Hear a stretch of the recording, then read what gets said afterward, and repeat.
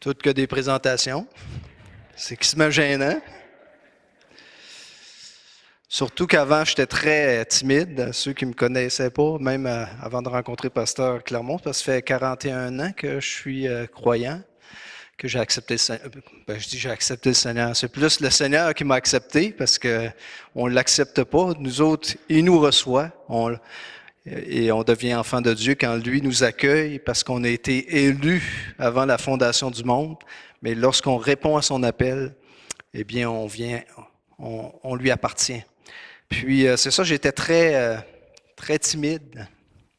Donc, même mon premier pasteur, il m'appelait son thermomètre. Parce que des fois, il me disait, il y avait des gens, puis il disait, Jérôme, compte donc ce que le Seigneur a fait pour toi, ton témoignage. Là, d'un coup, je devenais tout rouge, puis fait qu'il m'appelait son thermomètre. Donc, j'étais très gêné, mais il y a un verset que j'ai médité pendant plusieurs mois qui m'a libéré de la gêne, parce que Paul a dit à Timothée, qui était probablement lui aussi timide, il dit, ce n'est pas un esprit de timidité que Dieu nous a donné, mais au contraire, son esprit nous remplit de force, d'amour et de sagesse.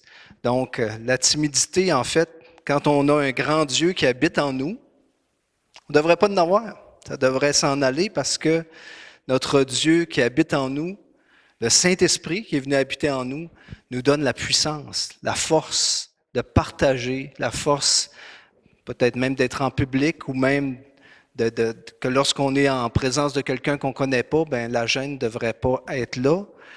Mais étant humain, ben cette gêne-là, des fois, elle veut s'installer. Mais méditez ce verset-là. Si vous êtes gêné, vous êtes timide, ce n'est pas un esprit de timidité que Dieu nous a donné, mais un esprit de force, d'amour et de sagesse. Je pense que c'est dans 1 Timothée chapitre 1, verset 7, si je ne me trompe pas, ou 2 Timothée 1, verset 7, en tout cas, un ou l'autre. Donc, ce matin, j'aimerais vous partager sur la croissance spirituelle, la maturité en Jésus-Christ, comment on s'en va vers cette maturité, qu'on est en train d'aller aussi vers la stature parfaite de Jésus-Christ. Donc, on grandit, on croît spirituellement, mais ce matin, on va toucher un petit peu les empêchements. Qu'est-ce qui nous empêche de grandir, de croître? On va voir différentes choses. Mais avant qu'on puisse aller dans cette étude, on va demander au Seigneur qu'il puisse nous accompagner par son Saint-Esprit parce que c'est lui, le grand enseignant, qui illumine la parole de Dieu à nos cœurs. Père Céleste, on veut te remercier pour le privilège qu'on a de recevoir ta parole et que vraiment tu puisses m'inspirer ce matin, que tu puisses nous conduire par ton esprit, nous illuminer cette parole afin que nous puissions saisir, Seigneur Dieu, le message que tu as pour nous aujourd'hui et que ta parole, qui est la vérité, puisse nous encourager, nous fortifier, nous éclairer dans notre marche avec toi afin que nous puissions grandir et aller de plus en plus vers la maturité en Jésus-Christ. Te le demandons, Père, au nom de ton Fils. Amen. Vers la maturité en Christ. Lorsque nous avons cru dans l'œuvre de Jésus-Christ sur la croix pour recevoir la vie éternelle, c'est une semence de vie qui a été déposée en nous. C'est la vie de Dieu. Et dans la Bible, elle est appelée Zoé. Donc, c'est la vie, pas la vie humaine, mais la vie qui nous vient de Dieu, cette vie éternelle et cette vie aussi qui se manifeste en nous, elle vient directement de Dieu. Elle a été plantée dans notre cœur, plantée en nous pour germer et pour nous amener vers la maturité, pour qu'on puisse grandir et porter, comme Jésus l'expliquait dans Jean 15, porter du fruit. Un fruit qui va venir de la vie de Dieu, qui est la sève de Dieu qui coule en nous, qui est installée par le Saint-Esprit. Parce que quand on croit en Jésus-Christ, lorsqu'on a mis notre confiance en lui, il nous est dit que nous sommes devenus le temple, l'habitation du Saint-Esprit.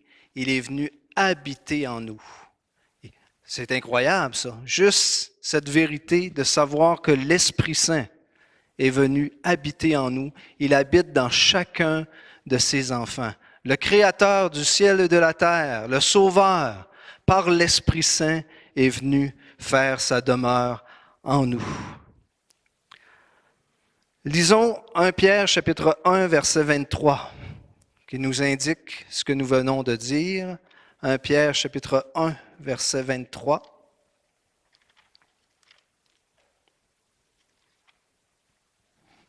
Ah, il est déjà ici. On va utiliser ça ce matin. Puisque vous avez été régénérés non par une semence corruptible, mais par une semence incorruptible, par la parole vivante et permanente de Dieu. Puisque vous avez été régénérés non par une semence corruptible, mais par une semence qui est incorruptible, par la parole permanente, la parole vivante de Dieu. Dans Jacques chapitre 1, verset 21,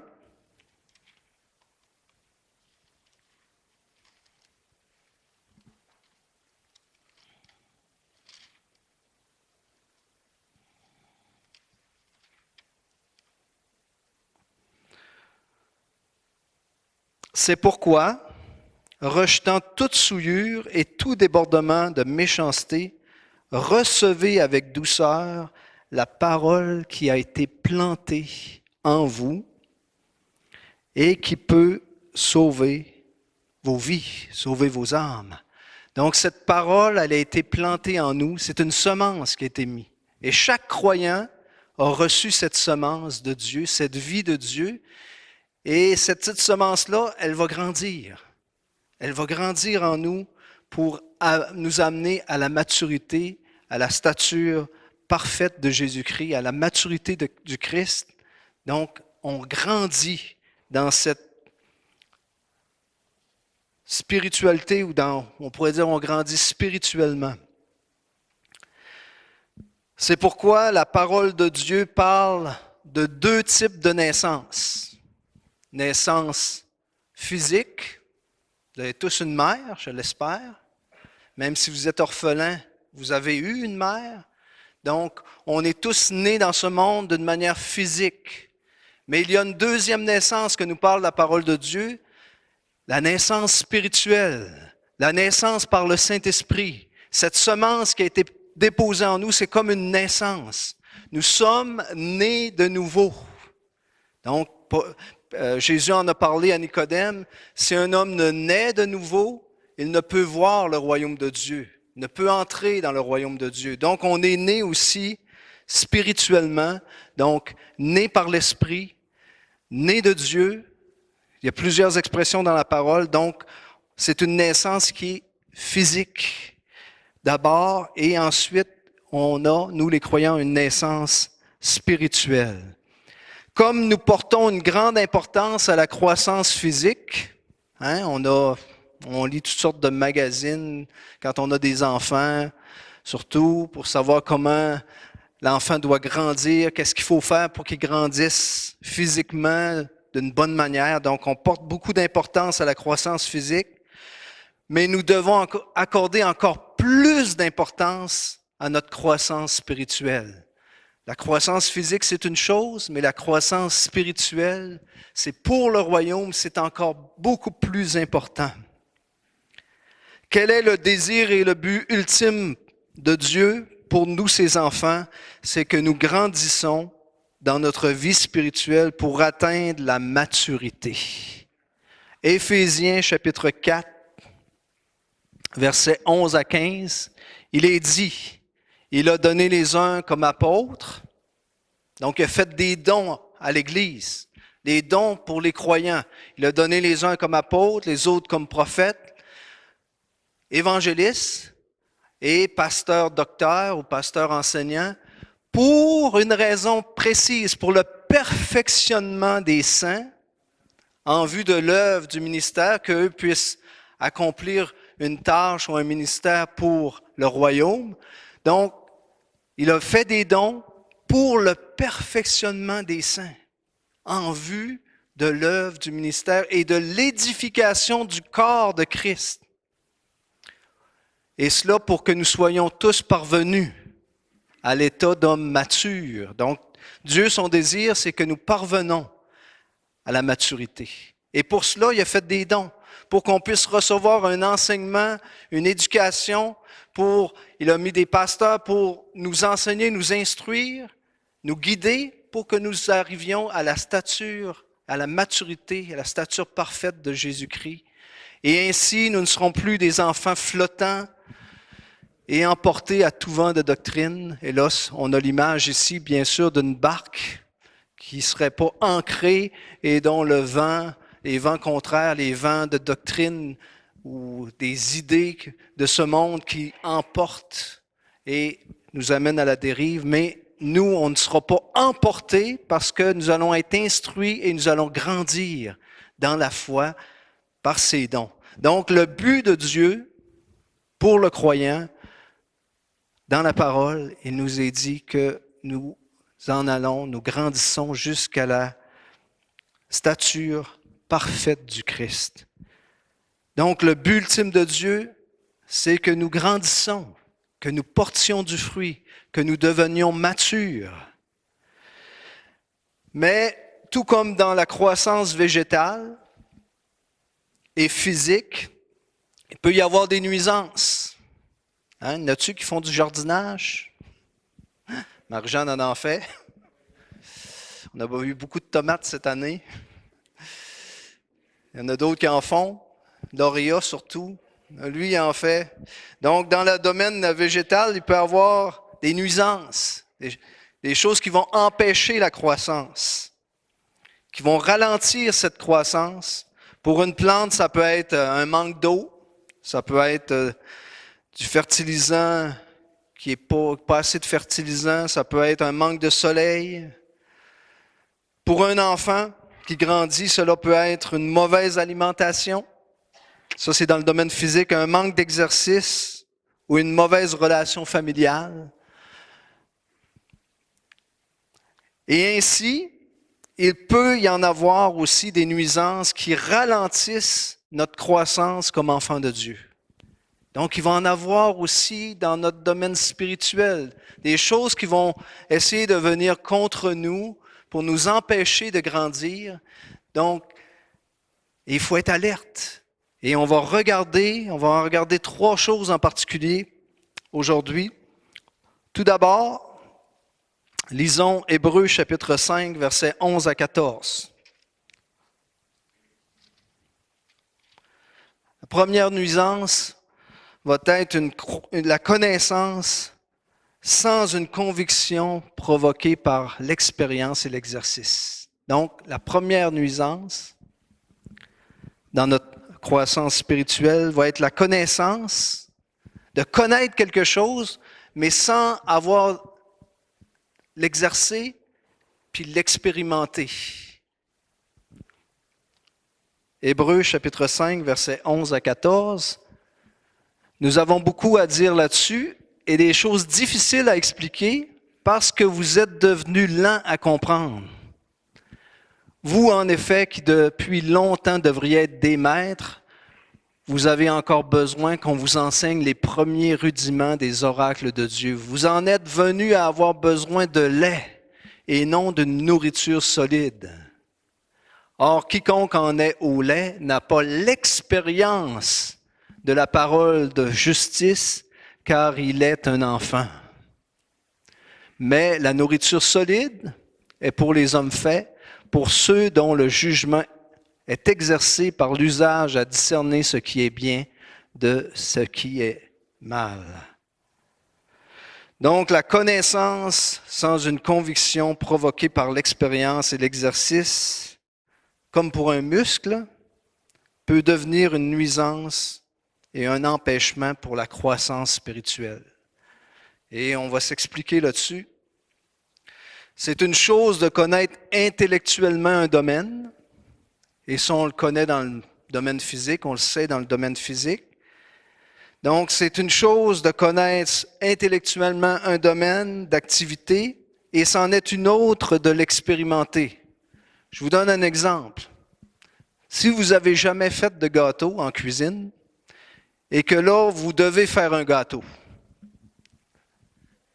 là, vous allez sur Internet. Là, ils disent de premièrement d'ouvrir ton four à une telle température. Tu mets ton four à une telle température. Il faut que le four marche pour que ça fonctionne. Parce que nous autres, notre four nous a lâchés cette semaine. C'est pour ça que Marie-Jeanne a ri un petit peu.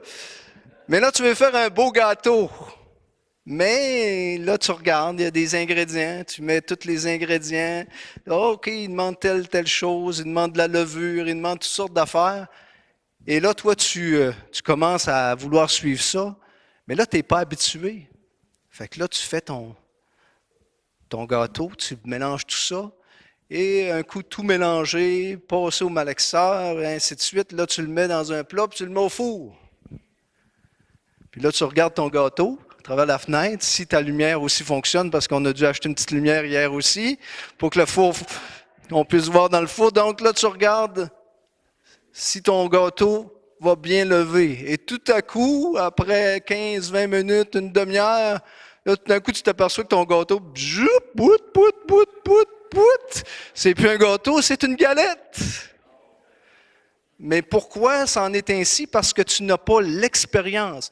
Une cuisinière que ça fait 40 ans qu'elle cuisine, elle va faire un gâteau, elle n'a pas besoin d'aller sur Internet.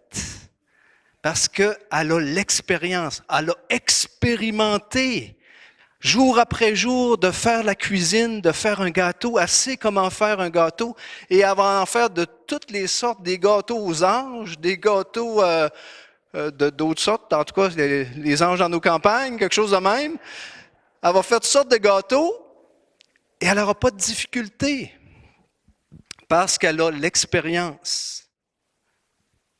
Construire un patio, ça semble facile. Tu regardes ça, tu dis, tu plantes tes planches, puis tu mets tes vis, puis go par là, on y va. Mais moi, j'ai déjà expérimenté ça, construire un patio, puis c'est pas si évident que ça quand tu n'es pas habitué. C'est sûr que si tu demandes à Danny Crousset de te faire un patio, ça ne prendra pas de temps, puis il va te faire ça en 2 temps, 3 mouvements. C'est son métier. Il a l'expérience.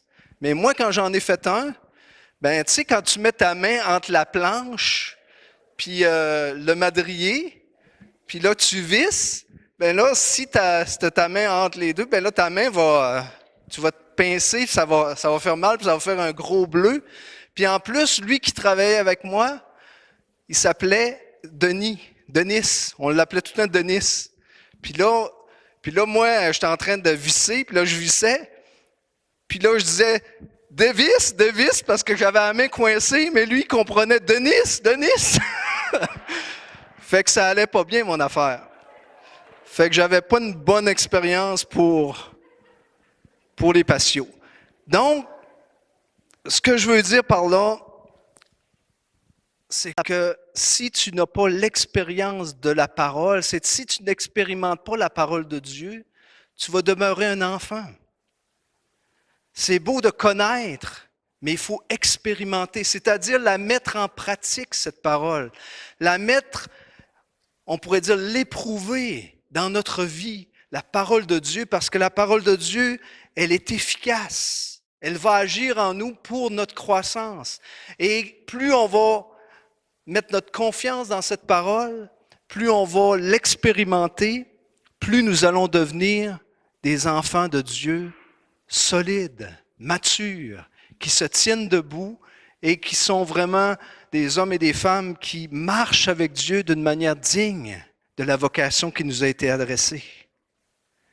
Dans 1 Corinthiens 8, verset 1, un texte qu'on connaît bien, il nous est dit que la connaissance rend orgueilleux ou enfle, mais la charité édifie. La connaissance, c'est une chose, mais ça peut nous rendre orgueilleux. Dieu ne veut pas juste que nous ayons de la connaissance pour avoir de la connaissance de sa parole, mais il veut que nous puissions la mettre en pratique, l'exercer. Jacques chapitre 1, verset 22 jusqu'au verset 25. Mettez en pratique la parole et ne vous bornez pas à l'écouter en vous trompant vous-même par de faux raisonnements. On peut en avoir des faux raisonnements pour ne pas obéir. On peut s'en mettre toutes sortes dans la tête. C'est pas de ma faute, je suis comme ça, puis je suis pas capable. Ou on va avoir toutes sortes de raisonnements pour ne pas obéir à la parole de Dieu. Et ça vient tellement facilement. Les raisonnements. Et on va en trouver parce qu'on est tortueux. Il nous dit, l'être humain est tortueux par-dessus tout. Notre cœur est tortueux. Donc, on n'est pas enclin à exercer la parole de Dieu. On n'est pas enclin à mettre notre confiance dans la parole de Dieu. C'est pour ça qu'on a besoin de l'aide du Saint-Esprit qui est en nous pour nous guider dans cette obéissance, dans cette marche avec Dieu. Donc, on se trompe, comme Jacques le dit, il dit on peut se tromper par de faux raisonnements, car si quelqu'un écoute la parole et ne la met pas en pratique, et là il va donner une illustration, il est semblable à un homme qui regarde dans un miroir son visage naturel et qui, après s'être regardé, s'en va et oublie aussitôt comment il était. Mais celui qui aura plongé les regards dans la loi parfaite, la loi de la liberté, et qui aura persévéré, n'étant pas un auditeur oublieux, mais se mettant en l'œuvre, celui-là sera heureux dans son activité. Ici, l'apôtre Jacques va comparer la parole à un miroir. On plonge et le miroir reflète notre état, qui on est. On plonge nos regards dans la loi de Dieu, dans la loi parfaite, parce que la loi est bonne, elle est parfaite. On plonge nos regards, mais si on plonge nos regards dans cette loi, dans cette parole, comme quand on plonge nos regards dans un miroir, tu te vois la face, tu vois que ta face est drôle, puis que tu as, je ne sais pas, des petites graines sous les yeux parce que tu viens de te lever, puis que tu as les cheveux tout en hérisson parce que tu as passé la nuit, puis que, je ne sais pas, tu as passé en plus une mauvaise nuit, tu as des cernes en dessous des yeux, tu as la barbe qui n'est pas faite. Là, tu te regardes dans le miroir. Mais qu'est-ce que tu fais le matin quand tu te regardes dans le miroir? J'espère, avant de venir à l'église, que vous avez corrigé ce que vous avez vu qui n'était pas droite. En tout cas, moi, c'est ce que j'ai fait. Parce que si je serais venu ici un matin, dans l'état où j'étais quand je me suis levé, puis que je n'aurais pas corrigé ce que j'ai vu dans le miroir, ben, je peux vous dire une chose, peut-être que vous n'auriez pas resté longtemps, vous auriez quitté avant la fin. Donc, l'apôtre Jacques nous dit de mettre en pratique la parole. La connaissance que nous avons de Dieu et de sa parole, elle a un but, de nous amener dans la pratique, dans l'exercice.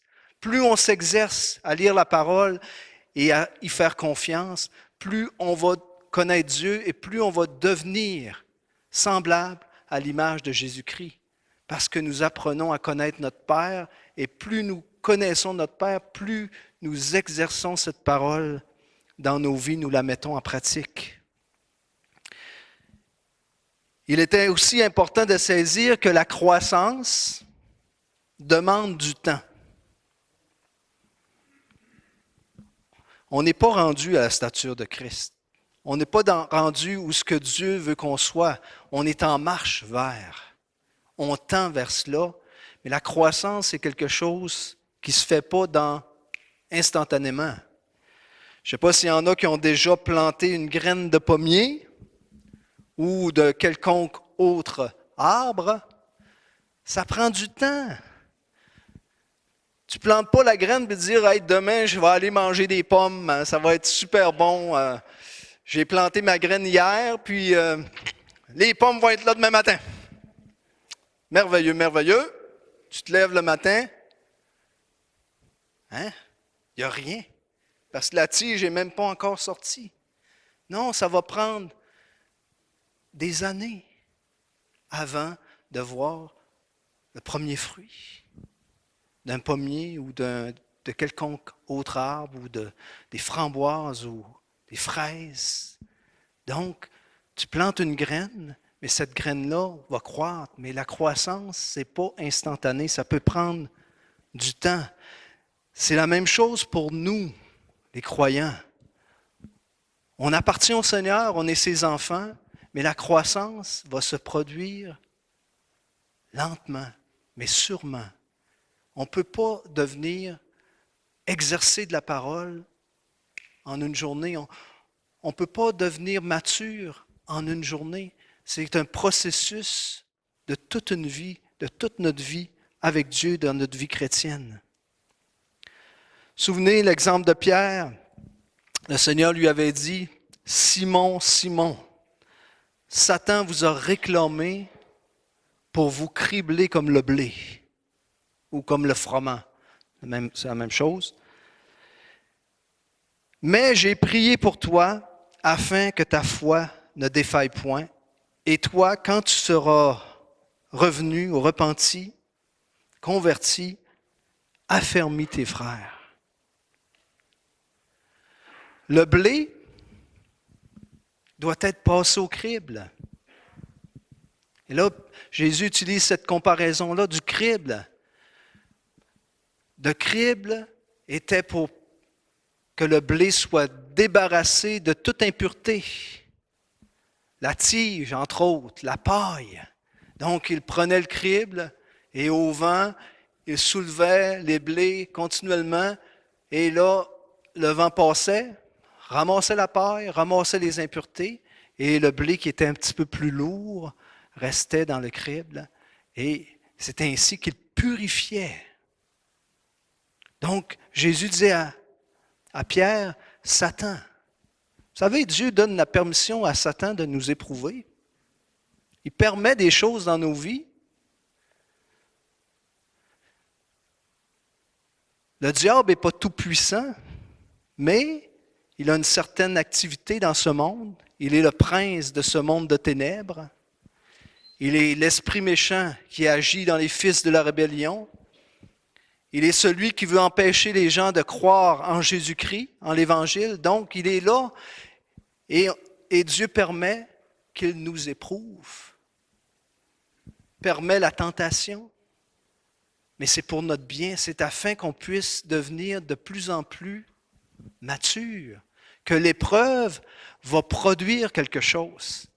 Pierre, l'épreuve a produit quelque chose pour lui. Il a été criblé comme le froment parce que Satan l'a tenté, mais quand il est revenu, quand il s'est affermi, après ça, il a pu être utile dans les mains de Dieu pour affermir ses frères, pour encourager ses frères, encourager l'Église. Donc nous aussi, on est éprouvés, mais l'épreuve a un but, nous dépouiller de nos impuretés. Comme l'or qui est éprouvé par le feu, alors que les scories viennent sur le dessus, les impuretés, l'orfèvre va prendre sa louche et va enlever toutes les impuretés qui sont au-dessus de la matière première qui est l'or, pour que l'or soit encore plus brillant, encore plus pur, encore plus merveilleuse. Donc nous aussi, au travers l'épreuve, au travers le feu de l'épreuve, on est épuré, on devient de plus en plus à l'image de Jésus-Christ. Dieu se sert des épreuves pour nous rendre de plus en plus matures. D'ailleurs, il est dit, aucune tentation, aucune épreuve ne nous est survenue qui n'ait été humaine. Mais Dieu qui est fidèle. Donc Dieu est fidèle, puis il ne permettra pas qu'on soit tenté au-delà de nos capacités, au-delà de nos forces. Mais avec l'épreuve, il va permettre un moyen. Et le moyen est tout le temps là. Des fois, on ne le saisit pas, le moyen, parce qu'on est omnibulé par la tentation ou par l'épreuve. Mais le moyen est toujours là. Dieu permet l'épreuve, mais aussi, il va fournir le moyen de s'en sortir afin que nous puissions la supporter, l'endurer. Donc, le blé représentait la foi de Pierre, alors que la paille ou les impuretés emportées par le vent hors du crible illustraient la confiance en soi du disciple. Et ça, frères et sœurs, la confiance en soi, ça ça va contre l'Évangile, ça va contre l'action de Dieu, d'avoir confiance en soi-même. Et puis ça, c'est annoncé dans le monde comme quelque chose d'extraordinaire d'avoir confiance en soi. Hey, moi, j'ai confiance en moi. Mais je peux vous dire une chose, depuis que je suis croyant, j'ai dû mettre de côté ma confiance ou la confiance en soi parce que nous, les croyants, c'est en Dieu que nous devons apprendre à avoir confiance. Lorsque viennent les difficultés, t'as bien beau avoir confiance en toi, mais si l'épreuve frappe, puis que tu ne mets pas ta confiance en Dieu, Paul, il disait même, il dit, j'aurais eu sujet de mettre ma confiance en moi-même, mais il n'avait pas mis sa confiance en lui-même. Au contraire, il avait regardé tous ses gains, toute sa force, toute sa capacité, il le voyait comme de la boue, afin de gagner Christ. Donc, nous aussi, la confiance en nous-mêmes, on doit la mettre de côté, puis apprendre à faire confiance à Dieu. Et souvent, l'épreuve est là pour nous amener à dépendre de Dieu, à dépendre de notre Père céleste, à se confier en lui, parce que lui a la capacité de nous rendre victorieux en Jésus-Christ. L'épreuve va produire l'endurance et l'endurance, la victoire dans l'épreuve.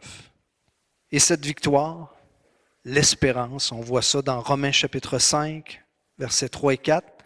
L'épreuve nous exerce pour la croissance. Dans Hébreux 12, verset 11,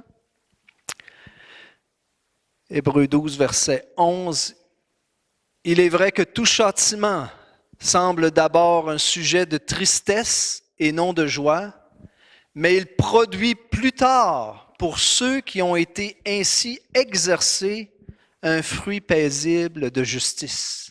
Voyez-vous, ça prend du temps. Il produit plus tard. Donc l'épreuve, la discipline de Dieu sur nos vies va produire quelque chose, mais ça ne produit pas nécessairement sur le moment. Des fois, on vit une épreuve, on ne voit pas le résultat. Mais des fois, quelques mois, quelques années plus tard, on regarde en arrière. Oh oui, ça a produit quelque chose. Et là, des fois, on saisit pourquoi Dieu nous a amenés ou pourquoi Dieu a permis telle et telle chose dans nos vies. Je ne sais pas si vous avez déjà couru un marathon sans préparation. Moi, ça m'est déjà arrivé. Et je peux vous dire une chose, que quand tu arrives au fil d'arrivée, tu as de la misère à te traîner, tu t'arrives qui se met à quatre pattes. Et j'avais fait un marathon de 7 km. C'est pas beaucoup, là, mais c'était quand même, à l'époque, je devais avoir 13 ou 14 ans. Mais je ne m'étais pas préparé. C'était un marathon pour toute la polyvalente où j'étais. J'ai arrivé 7e, mais j'ai arrivé 7e à quatre pattes. Parce que je ne m'étais pas exercé. Je n'avais pas été exercé. Il aurait fallu que je m'entraîne jour après jour pour être capable de courir ce marathon-là d'une manière beaucoup plus à l'aise et beaucoup plus facilement. Deuxième chose qui nous empêche de croître,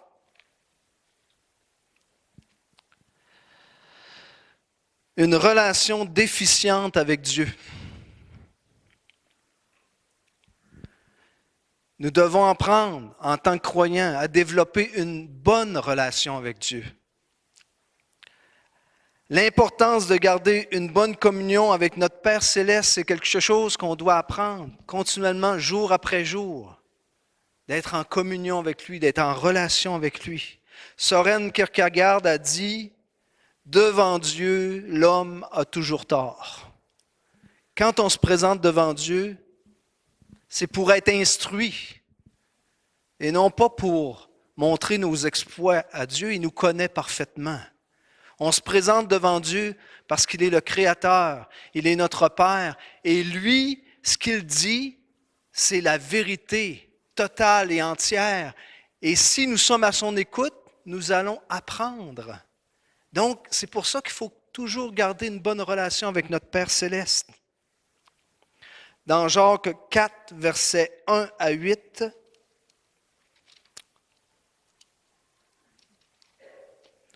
d'où viennent les luttes et d'où viennent les querelles parmi vous? Ça vient de où, cette affaire-là? Ces querelles-là, puis ces chicanes. Jacques va dire, n'est-ce pas de vos passions qui combattent dans vos membres? Vous convoitez et vous ne possédez pas, vous êtes meurtriers et envieux et vous ne pouvez pas obtenir. Vous avez des querelles et des luttes et vous ne possédez pas parce que vous ne demandez pas. Vous demandez et vous ne recevez pas parce que vous demandez mal, dans le but de satisfaire vos passions. Adultères que vous êtes, ne savez-vous pas que l'amour du monde est inimitié contre Dieu? Celui donc qui veut être ami du monde se rend ennemi de Dieu. Croyez-vous que l'Écriture parle en vain? C'est avec jalousie que Dieu chérit l'Esprit qui a fait habiter en vous. Il accorde au contraire une grâce plus excellente. C'est pourquoi l'Écriture dit, Dieu résiste aux orgueilleux, mais il fait grâce aux humbles. Soumettez-vous donc à Dieu, résistez au diable et il fuira loin de vous. Approchez-vous de Dieu et il s'approchera de vous. Nettoyez vos mains pécheurs, purifiez vos cœurs, hommes irrésolus. Apprendre à connaître Dieu. On demande, mais on demande mal, dans le but de satisfaire nos convoitises. Pourquoi? Parce qu'on ne connaît pas la volonté de Dieu, on ne connaît pas ce que Dieu s'attend de nous. Mais plus nous allons entrer en relation avec lui au travers sa parole, au travers la prière, plus on va savoir qu'est-ce qu'on demande à Dieu. Quoi demander à Dieu? Parce qu'on va le connaître. Et ici, il va parler ici dans le texte, le mot-clé, c'est homme irrésolu ou on pourrait dire homme ou femme au cœur partagé. Il est là le problème. C'est que notre cœur est partagé et si nous voulons avoir une bonne relation avec Dieu, nous devons avoir un cœur unique, c'est-à-dire un cœur décidé, engagé totalement avec Dieu et non pas qui va d'un bord et qui va de l'autre. Nous devons être pleinement décidés à suivre le Seigneur, décidés à entrer en relation avec lui et de garder cette relation. Souvenez, je pense que je vous en avais déjà parlé. Donc, pour être pleinement engagé, on raconte une petite histoire qui est vraiment arrivée. C'est un monsieur qui avait de l'air un petit peu bizarre. C'est un homme dont sa maison était située à la frontière qui sépare le nord et le sud pendant la guerre de sécession américaine. Il était juste à la frontière. Fait que lui, là, dans la guerre, il ne voulait pas prendre parti, ni pour les sudistes et ni pour les autres, c'était les confédérés. Donc, il avait mis des pantalons des sudistes, puis il avait mis la veste des confédérés. Puis il était juste sur le bord de la frontière. Fait que savez-vous qu'est-ce qui est arrivé? Les confédérés, eux autres, visaient la veste. Puis les autres, les sudistes, eux autres, ils visaient les pantalons. Fait qu'en fin de compte, lui, il n'avait pas pris position, mais ça ne l'aidait pas trop. Parce que là, on le tirait de toutes parts. Parce que là, ceux qui voyaient la veste, oh, c'est notre ennemi. Et les autres qui étaient l'autre bord voyaient les pantalons, c'est notre ennemi. Fait que là, il recevait des balles d'un bord puis de l'autre. Parce qu'il n'avait pas pris position. Il était indécis. Et en plus, il s'était habillé d'une manière indécise, avec une veste des sudistes puis des pantalons des confédérés. Donc, Ça ne marchait plus son affaire. Bien, des fois, nous, les enfants de Dieu, ça peut être comme ça. Hein? Si on a le cœur partagé, si on a un cœur irrésolu, bien, des fois, on porte les pantalons du monde, puis des fois la veste du Seigneur. Mais là, on est partagé entre les deux. On n'a pas ce plein engagement envers le Seigneur et ça va nous nuire. Parce qu'on est, comme Jacques l'a dit, un homme, une femme irrésolue. Élie, lorsqu'il a lancé un défi au prophète de Baal, il a posé une question au peuple d'Israël. Souvenez-vous de la question? Alors Élie s'approcha de tout le peuple et dit, « Jusqu'à quand clocherez-vous des deux côtés? Si l'Éternel est Dieu, allez après lui. Si c'est Baal, allez après lui. » Et ça nous dit que le peuple ne lui répondit rien. Il était vraiment indécis, le peuple. Jusqu'au moment où Dieu a intervenu par le feu, le peuple était indécis. Oui, il servait le Seigneur, mais il y avait le petit culte de Baal, il n'essaie pas ça non plus. Il faisait des petites affaires, il y avait des idoles, mais il servait le Seigneur. Oui, on aime Dieu, mais on a encore nos petites affaires là, et on va continuer là-dedans. C'est un peu ça du temps du prophète. Il y avait cette idolâtrie continuelle. Mais ils se disaient les serviteurs de Dieu pareil. Ils se disaient enfants d'Israël et faisant partie du peuple de Dieu.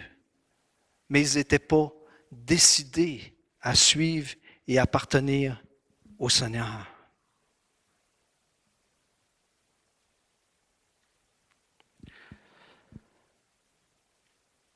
Quelqu'un a dit, choisissez Christ, sinon vous risquez de choisir n'importe quoi.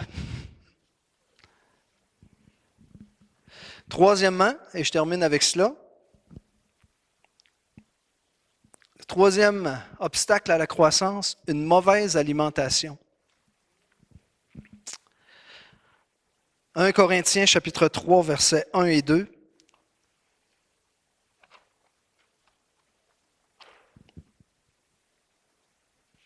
« 1 Corinthiens 3, versets 1 et 2.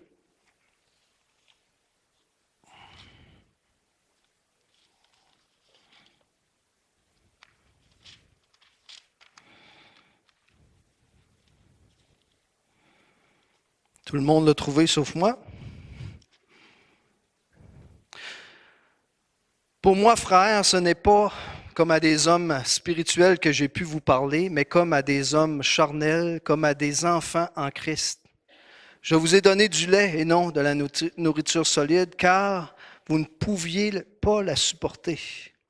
Et vous ne pouvez pas même à présent parce que vous êtes encore charnels. La santé physique est une bonne croissance, c'est-à-dire la santé physique et une bonne croissance s'acquiert par une bonne alimentation. Les aliments produisent de la matière grasse qui se transforme par la suite en énergie. Nous ne pouvons demeurer toute notre vie sur le lait maternel. Nous avons besoin de nourriture solide.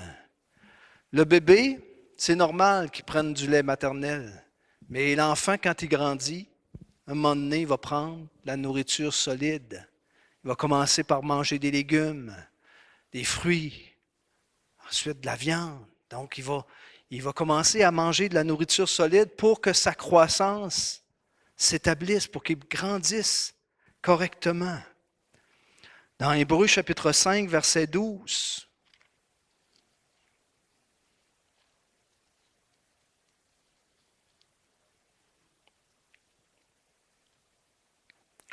vous, en effet, qui depuis longtemps devriez être des maîtres, vous avez encore besoin qu'on vous enseigne les principes élémentaires des oracles de Dieu. Vous en êtes venus à avoir besoin de lait et non de nourriture solide. La nourriture solide, c'est pour les hommes faits, nous dit la parole, pour ceux qui sont exercés. dans la connaissance du bien et du mal. Mais pas la connaissance du bien et du mal qui vient de nous, mais communiquée par Dieu, qui, lui, nous donne le discernement au travers de sa parole. Donc, nous devons apprendre à étudier la parole de Dieu. On n'étudiera jamais assez la parole de Dieu, parce que c'est notre guide, et on doit apprendre à saisir et à la comprendre dans son contexte, et voir qu'est-ce que Dieu a communiqué à son peuple à l'époque, en Israël, qu'est-ce que Dieu a communiqué à son Église, et ensuite l'appliquer à notre vie, parce que ce que Dieu a communiqué à eux, c'est pour nous instruire, nous, pour notre instruction. Dieu a conduit son peuple d'Israël dans le désert, et Paul va rappeler que c'était pour notre instruction à nous qui sommes parvenus à la fin des siècles. La parole de Dieu est pour nous instruire afin que nous puissions nous nourrir et avoir une nourriture solide et devenir forts, matures pour affronter les difficultés de la vie. S'ils avaient grandi, ils auraient pu être des maîtres dans la foi, nous dit le texte. Au lieu de cela, ils avaient besoin de maîtres. Ils ne pouvaient prendre de la nourriture solide, digérer directement la vérité, mais ils devaient boire du lait, de la nourriture prédigérée. Ils avaient besoin de la nourriture prédigérée, mais ils n'étaient pas capables de prendre de la nourriture solide. Donc, c'est important, frères et sœurs, que vous puissiez vous mettre à l'étude de la parole. Ce n'est pas juste pour les pasteurs, pas juste pour ceux qui sont impliqués dans l'Église. L'étude de la parole, c'est pour chaque croyant afin d'être capable d'affronter les épreuves de la vie et de devenir de plus en plus mature pour marcher avec le Seigneur. Matthieu 4, verset 4, « L'homme ne vivra pas de pain seulement. » C'est Jésus qui l'a dit alors qu'il était tenté. Il a fait cette déclaration. « L'homme ne vivra pas de pain seulement, mais de toute parole qui sort de la bouche de Dieu. » Et les paroles qui sortent de la bouche de Dieu nous ont été transmises par la Bible, dans la Bible. Donc, c'est la parole de Dieu. Et Jérémie pouvait dire, et je termine avec ce verset, Jérémie chapitre 15, verset 16, « J'ai recueilli tes paroles et je les ai dévorées. Tes paroles ont fait la joie et l'allégresse de mon âme ou de mon cœur, car ton nom est invoqué sur moi, Éternel, Dieu des armées. J'ai recueilli tes paroles et il les a dévorées. Et les paroles ont fait la joie et l'allégresse de son âme. » Pourquoi les paroles de Dieu font la joie et l'allégresse de l'âme de Jérémie? Parce que les paroles de Dieu sont la vérité. Les paroles de Dieu sont là pour nous guider dans cette vie. Les paroles de Dieu sont la lumière pour nous. Les paroles de Dieu sont là pour nous aider à traverser les épreuves de la vie. Les paroles de Dieu sont là pour nous guider, nous éloigner du mal. La parole de Dieu doit être étudiée. On doit se nourrir de cette parole pour devenir de plus en plus mature. Amen, frères et sœurs. On va demander au Seigneur qu'il puisse faire en sorte que ces paroles puissent devenir la réalité pour nous. Père, merci pour ta parole. Merci, Seigneur, pour ces exemples qu'on a vus au travers des Écritures de la croissance spirituelle. Que nous puissions, Seigneur Dieu, voir, Seigneur, ces nuisances dans nos vies qui nous empêchent de te connaître et devenir de plus en plus matures. Que nous puissions, Seigneur Dieu, nous nourrir de ta parole, l'étudier. Donne à tes enfants, Seigneur, d'avoir cette soif de toi, Seigneur, cette soif de te connaître, cette soif de marcher avec toi à la lumière de ta parole. Qu'on puisse devenir des hommes faits, des femmes matures, des hommes matures à ton image. Aide-nous, Seigneur Dieu, dans ce que nous vivons.